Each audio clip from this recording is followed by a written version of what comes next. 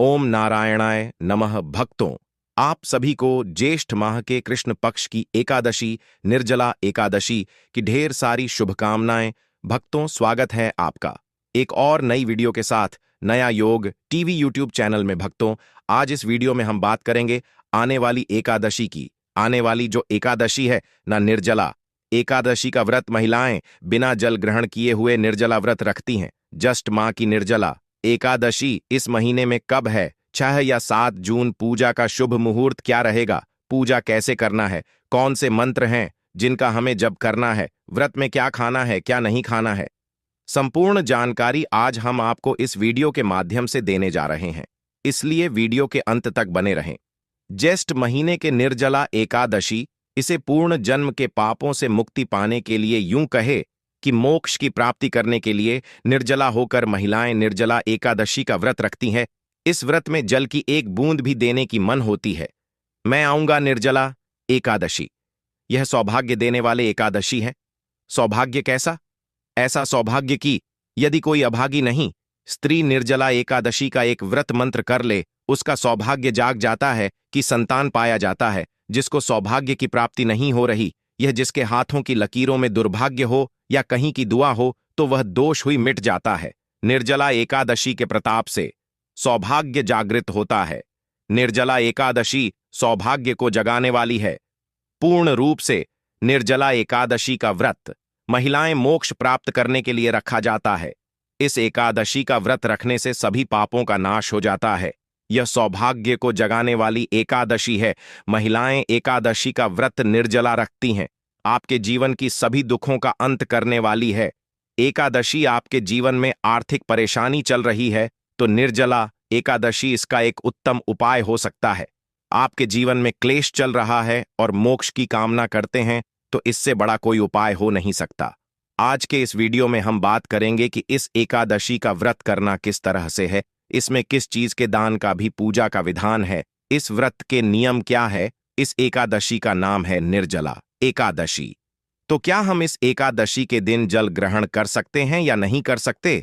इस एकादशी में कुछ चीजों को त्यागना होता है और असली एकादशी में कुछ ऐसी चीज हैं जिनका आपको सेवन नहीं करना होता है या प्रयोग नहीं करना होता है। वह कौन सी वस्तु में है, कौन सी चीज हैं जिनको आप इस एकादशी में एक दिन पहले ही त्याग देंगे? इसके नियम क्या रहेंगे? किस विधि से इस व्रत को करना चाहिए? इस पूजन से इसको करना चाहिए? दान क्या रहेंगे? कारण कब होगा, कैसे होगा, क्या समय रहेगा? एकादशी व्रत किस दिन यह करना है? शुभ मुहूर्त क्या रहेगा? पूजा का समय क्या रहेगा? इस प्रकार से इस संपूर्ण जानकारी इस आने वाली एकादशी के बारे में आपको प्रदान की जाएगी। हम यहाँ पर पंचांग और पुराणों के आधार पर जानकारी प्रस्तुत करते हैं। कौन सा व्रत, कौन सा त्योहार कैसे मनाना है, क्या आप पूजा विधि है जो पुराने में लिखी होती है, वहां हम आपको बताते हैं। व्रत कब करना है, समय क्या रहेगा, शुभ मुहूर्त क्या रहेगा, जो पंचांग हमें बताते हैं वह हम आपको बताते हैं। तो इसी प्रकार की लाभदायक जानकारी प्राप्त करते रहना चाहते हैं तो चैनल को अवश्य ही सब्सक्राइब कर लीजिएगा। जानकारी आरंभ करें उससे पहले आपसे निवेदन है कि वीडियो यदि थोड़ा भी उपयोगी लगे तो कृपया एक बार लाइक अवश्य कर दीजिएगा। एक लाइक हमारे लिए बहुत महत्वपूर्ण होता है। अपनी मनोकामना पूर्ति के लिए, अपने व्रत की सफलता के लिए कमेंट बॉक्स में अवश्य लिखिएगा ओम नारायण नमः। इस मंत्र की बहुत अधिक महिमा है। इस ज्येष्ठ माह में यह मूल मंत्र है, वैसा का जितना अधिक हो सके इस मंत्र को लिखिए। जहां अवसर मिले वहां लिखिए। जो पूजा कर रहे हैं उसमें इसका प्रयोग कीजिए। तुलसी को जल दे रहे हैं, बोलिए ओम नारायण। पीपल को जल दे रहे हैं, बोलिए ओम नारायण। नम पूजन कर रहे हैं, स्नान कर रहे हैं, एक ही मंत्र का जाप कीजिए ओम नारायण नारायण। कमेंट कर रहे हैं, लिखिए ओम नारायण नमः। निर्जला एकादशी का व्रत रखे हुए हैं उनको भी इसी मंत्र का ओम नारायण नमः का जितना अधिक लिखेंगे, जितना अधिक बोलेंगे इस पूरे ज्येष्ठ माह में, उसका कई हजार गुना पुण्य आपको प्राप्त होगा। ये पुराने की बात है, पद्म पुराण में वर्णित है। तो चलिए भक्तों, जानकारी आरंभ करते हैं। बात करते हैं आने वाले एकादशी के बारे में। प्रथम अर्थात कृष्ण पक्ष की एकादशी होगी और इसका नाम होगा निर्जला एकादशी, जो आपके जीवन का दुर्भाग्य मिटा सकती है। किसी एकादशी के बारे में जो पुराने में वर्णन मिलता है ना, वह यही मिलता है कि यह एक एकादशी वहां एकादशी है जो इस दुनिया में सर्वाधिक पुण्य देने वाली है। किस प्रकार से पुराणों में सबसे बड़ा दान क्या है, कन्यादान, और अन्य दान से बड़ा कोई भी दान पुराणों में नहीं बताया गया है। हमारे सनातन धर्म हिंदू धर्म की बात करें तो सबसे बड़ा दान अनुदान है। इससे देवता, मनुष्य और पितृ तीनों को रोड तृप्त्व और प्रसन्न किया जा सकता है। इसीलिए इसको महादान और सबसे बड़ा दान कहते हैं। यह होता है कन्यादान। आप जानते हैं, एकादशी का एक व्रत करने से आपको 1000 कन्यादान करने का फल प्राप्त होता है। जितना अनुदान और कन्यादान दोनों को मिलाकर फल आपको प्राप्त होगा, उतना केवल एक वर्ष में। एकादशी आपको कहूंगा कि एकादशी को दिन खोलकर कीजिए, भगवान का पूजन कीजिए, विधि से पूजन कीजिए, विधि से कथा श्रवण करिए और विधि से व्रत कीजिए। यह व्रत आपके इस जीवन के संकट को तो दूर करेगा ही, परलोक को भी सुधरेगा। यह वह व्रत नहीं है कि केवल परलोक में आपका काम आएगा, नहीं, यह इस लोक में भी काम आएगा। अर्थात यदि आप विधि विधान से करते हैं तो आपका सौभाग्य जागृत होगा। आपके जीवन में जो भी परेशानियां चल रही होंगी, चाहे वह आर्थिक परेशानी चल रही है, चाहे वह शारीरिक परेशानी चल रही है, मानसिक परेशानी, ग्रह क्लेश चल रहा है, किसी से लड़ाई झगड़ा चल रहा है या काम ठीक से नहीं चल रहा है, व्यापार नौकरी आदि की परेशानी है, जो भी जीवन में परेशानी है ना, उसका हाल यह निर्जला एकादशी को विधि से कीजिएगा, विधान से कीजिएगा, नियम से कीजिएगा। इसके नियम अन्य निर्जला एकादशियों से थोड़े अलग है। अर्जुन, नियम आपको बताए जाएंगे। वह ऐसा नहीं है कि मैं अपने आप कुछ बता दूंगा, जो लिखा है पुराणों में वही आपको मैं आप बताने जा रहा हूं। आप बात करते हैं कि इस निर्जला एकादशी का पूजन अपने कैसे करना है, साथ ही इस एकादशी के नियम क्या रहेंगे और साथ बताएंगे कि इसका कर्तव्य करना कब है। निर्जला एकादशी को व्रत जो भी करने वाले हैं उन्हें दशमी तिथि से त्याग कर देना चाहिए। कुछ ऐसे कार्य हैं जो नहीं करना चाहिए, जैसे कांसे के बर्तन में भोजन करना। यह आप दशमी तिथि को ही, अर्थात व्रत के एक दिन पहले ही बंद कर देंगे। व्रत के एक दिन पहले से आपको कांसे के बर्तन में भोजन नहीं करना चाहिए। मांस वगैरह आदि का सेवन तो आप सभी जानते नहीं करना चाहिए।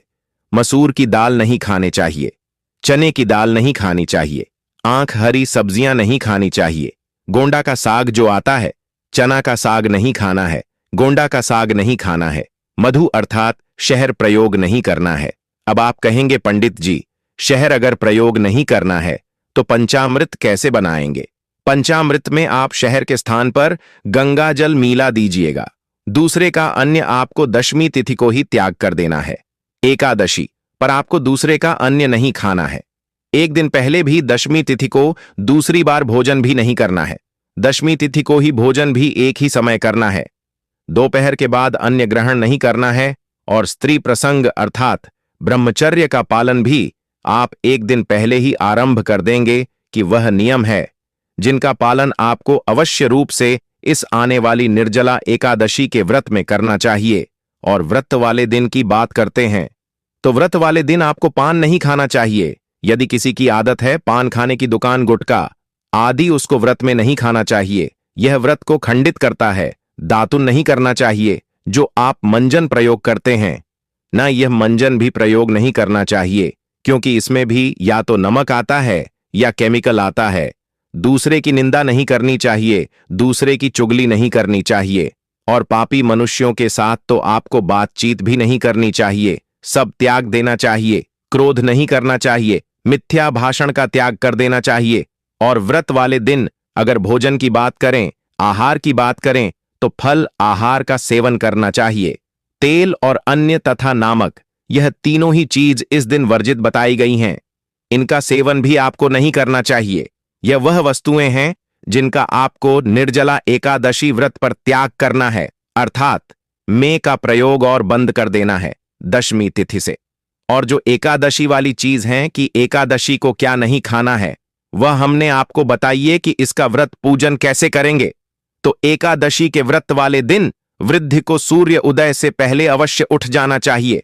वहां चल रहा है, वैसे तो संभव हो स्नान कीजिए, क्योंकि ज्येष्ठ स्नान की महिमा बड़ी अद्भुत है। साहब, स्नान की महिमा इतनी अधिक है कि इसका जो पुण्य है ना, वह कार्तिक स्नान से भी 1000 गुना अधिक है और उसको ज्यादातर लोग जानते नहीं हैं।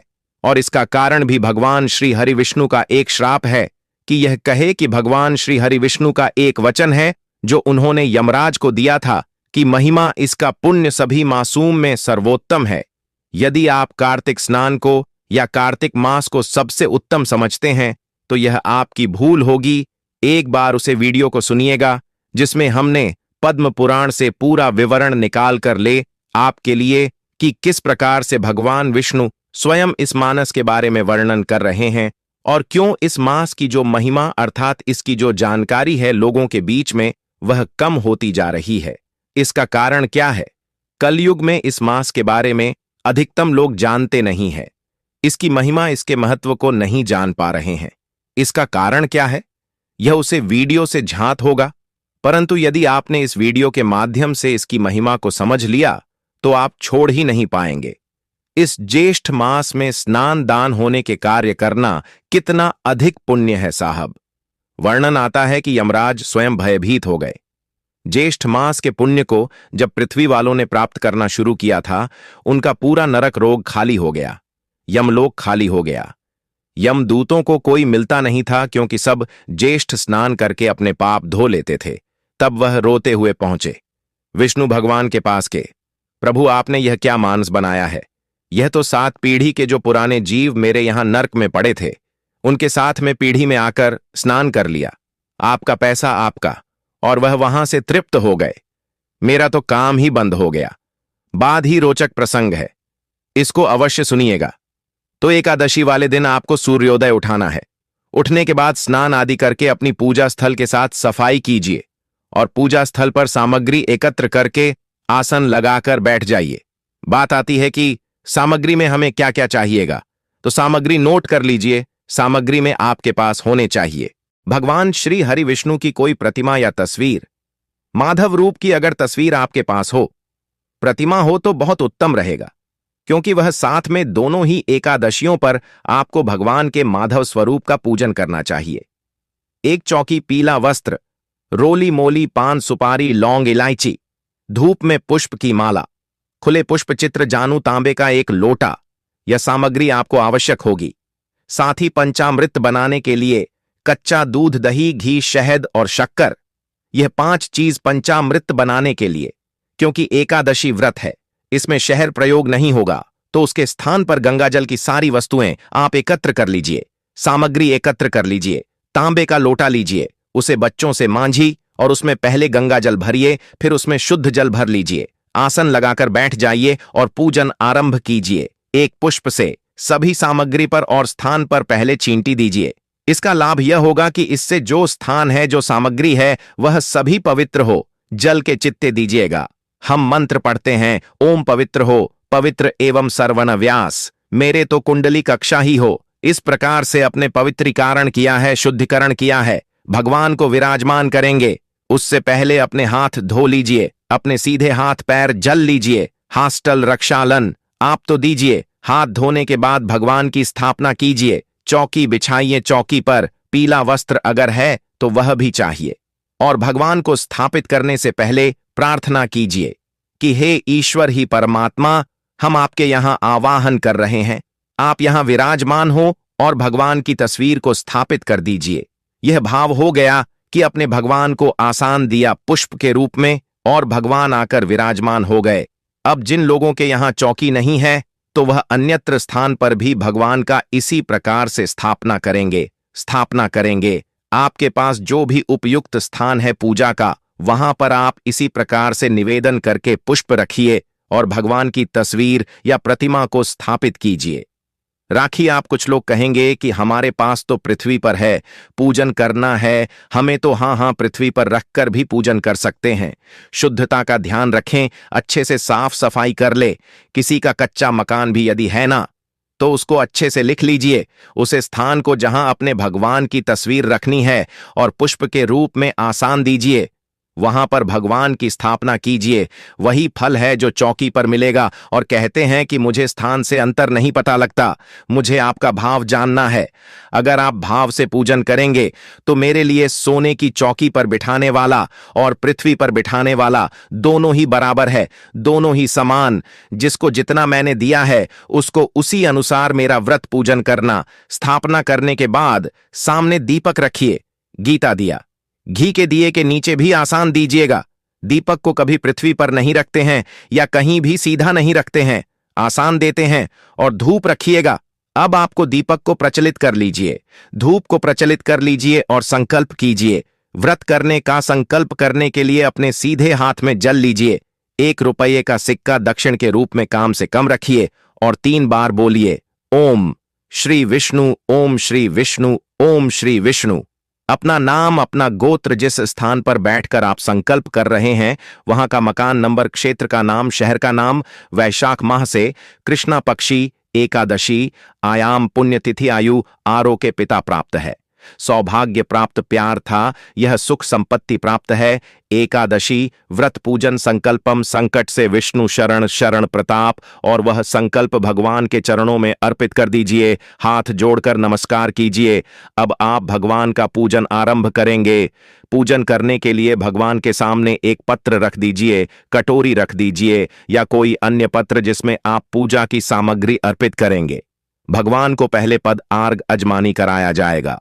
चल रहा है तो उसी के अनुसार मित्रों का प्रयोग करना है।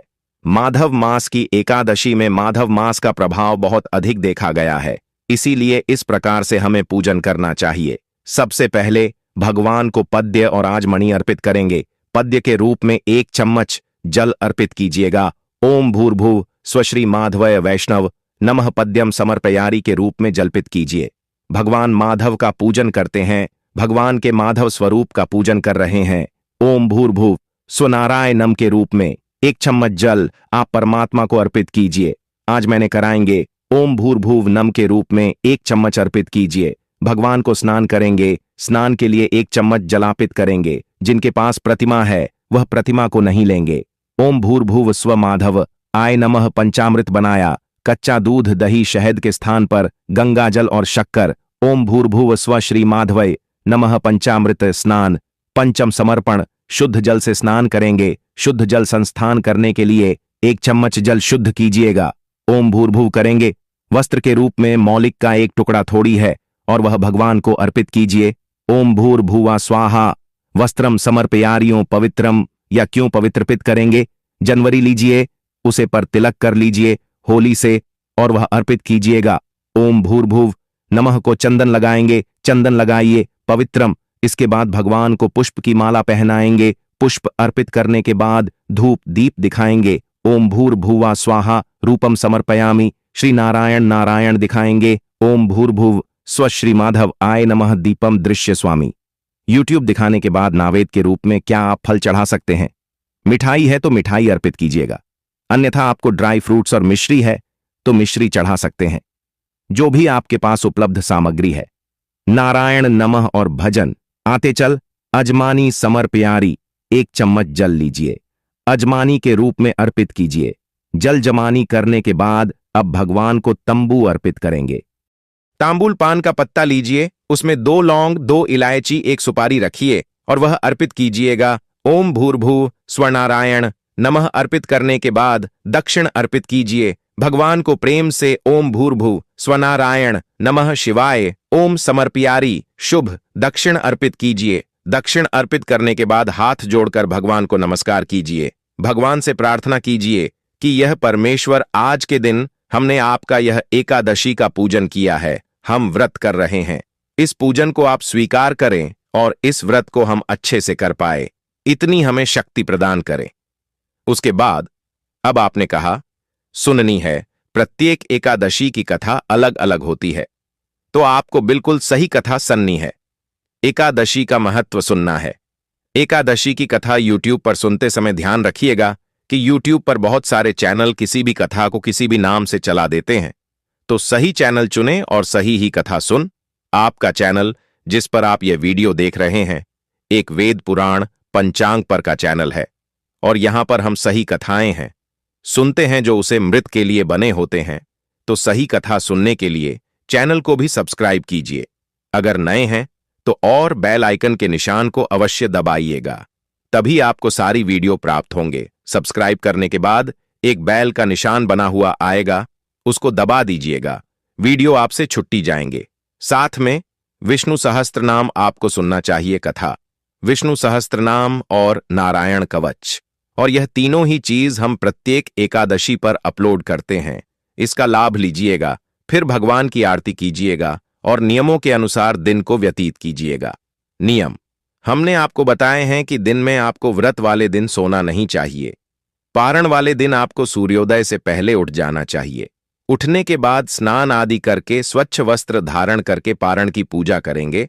पारण की पूजा करने के बाद आप पुष्पांजलि करेंगे, जो कि क्षमा प्रार्थना होती है। किसी भी व्रत पूजन के लिए सफलता के लिए बहुत आवश्यक होती है। वह पुष्पांजलि और क्षमा प्रार्थना करेंगे। भगवान को पारण का भोग लगाएंगे, ब्राह्मण को दान आदि देंगे और उसके बाद व्रत का पालन करेंगे। वीडियो में बताते भी हैं तो उसको आप अवश्य देखिएगा। यहां आपको बता दें कि अब आपको व्रत करना कब है और पारण करना कब है। निर्जला एकादशी तिथि जो है ना, यह आरंभ हो रही है 6 जून को। निर्जला एकादशी 2025 का व्रत अत्यंत पुण्यदायक और विशेष महत्व रखता है। इस वर्ष यह व्रत 6 जून शुक्रवार और 7 जून शनिवार को मनाया जाएगा, जो कि स्मार्त और वैष्णव परंपराओं के अनुसार अलग अलग तिथियों पर पड़ता है। निर्जला एकादशी 2025 की तिथि और समय एकादशी तिथि प्रारंभ 6 जून 2025 शुक्रवार को प्रातः 2:15 पर एकादशी तिथि समाप्त। 7 जून 2025 शनिवार को प्रातः 4:47 बजे व्रत रखने की तिथि स्मार्त संप्रदाय गृहस्थजन। 6 जून 2025 शुक्रवार वैष्णव संप्रदाय। 7 जून 2025 शनिवार स्मार्त परंपरा में व्रत उस दिन रखा जाता है जब एकादशी तिथि सूर्योदय के समय हो, जबकि वैष्णव परंपरा में व्रत उस दिन रखा जाता है जब एकादशी तिथि का अधिकांश भाग सूर्योदय के बाद हो। व्रत पारण उपवास समाप्ति का समय स्मार्त व्रत पारण 8 जून 2025 शनिवार को दोपहर 1:40 से 4:30 बजे तक वैष्णव व्रत पारण। 9 जून 2025 रविवार को प्रातः 5:23 से 7:17 तक पारण हरिवासर के समाप्त होने के बाद किया जाता है, जो कि 7 जून को प्रातः 11:25 तक समाप्त होगा। अभिजीत मुहूर्त और उसका महत्व। अभिजीत मुहूर्त प्रत्येक दिन का यह मुहूर्त सूर्योदय के लगभग 24 मिनट बाद से लेकर 48 मिनट तक रहता है। यह समय अत्यंत शुभ माना जाता है और किसी भी कार्य के लिए उपयुक्त होता है। निर्जला एकादशी के दिन अभिजीत मुहूर्त में भगवान विष्णु की पूजा अर्चना करने से विशेष फल की प्राप्ति होती है। निर्जला एकादशी व्रत का महत्व। यह व्रत सभी एकादशियों में सबसे कठिन माना जाता है, क्योंकि इसमें जल और अन्न दोनों का त्याग किया जाता है। इस व्रत को रखने से वर्ष भर की सभी एकादशियों का पुण्य प्राप्त होता है। पौराणिक कथा के अनुसार महाभारत के भीमसेन ने इस व्रत को रखा था, इसलिए इसे भीमसेनी एकादशी भी कहा जाता है। इस दिन भगवान विष्णु की पूजा, व्रत, दान और भजन कीर्तन करने से समस्त पापों का नाश होता है और मोक्ष की प्राप्ति होती है।